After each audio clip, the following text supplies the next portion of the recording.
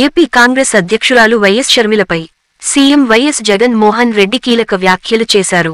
Times now ఛానెల్కు ఇచ్చిన ఇంటర్వ్యూలో షర్మిల గురించి వైఎస్ జగన్ కీలక వ్యాఖ్యలు చేశారు.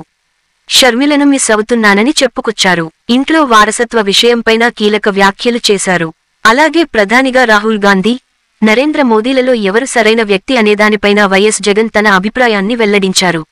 ఇంతకు వైఎస్ జగన్ షర్మిల గురించి చేసిన వ్యాఖ్యలేమిటి? ప్రధానిగా రాహుల్ లేదా మోడీ వీరిలో ఎవరు బెటర్ అన్నారు అన్నది తెలుసుకోవాలంటే మా ఈ వీడియోను పూర్తిగా చూడండి.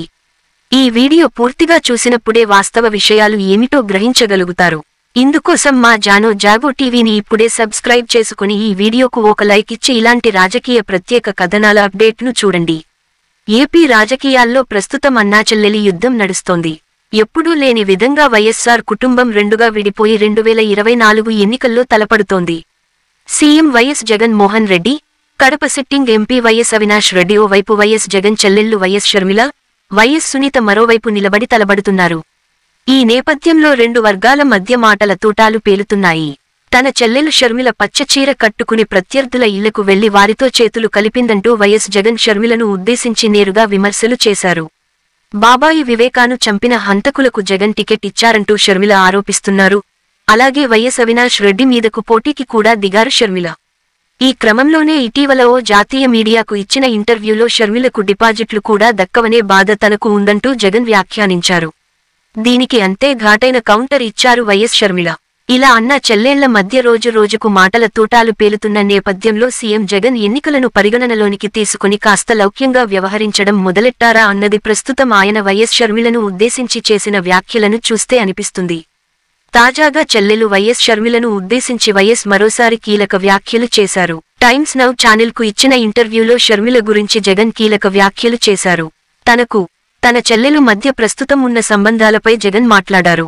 వైఎస్ షర్మిలను మిస్ అవుతున్నారా అని జర్నలిస్టు ప్రశ్నించగా అవునని జగన్ సమాధానం ఇచ్చారు. ఎందుకు కాదు, తప్పకుండా మిస్ అవుతున్నా. దురదృష్టం కొద్దీ ఆమె వెళ్లిపోయింది. అయితే ఆమెను ఇప్పటికీ మిస్ అవుతూనే ఉన్నా.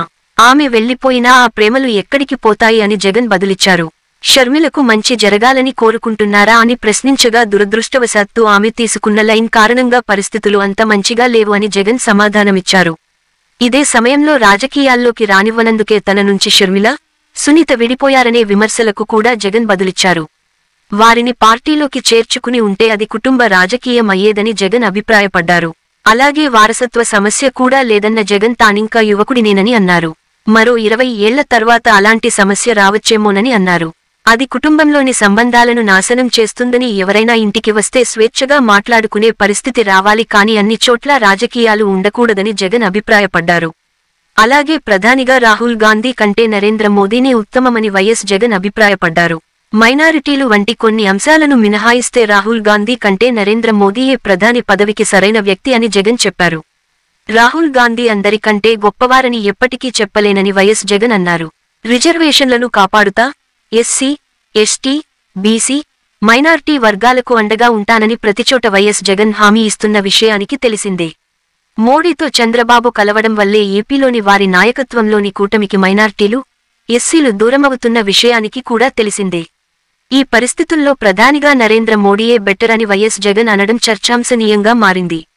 అంశాలతో పాటు రాజకీయ, సినిమా, సామాజిక రంగ అంశాలపై ప్రత్యేక కథనాల కోసం మా జాగో టీవీని ఇప్పుడే సబ్స్క్రైబ్ చేయండి. ఇతరులకు మా లింకులు షేర్ చేయండి.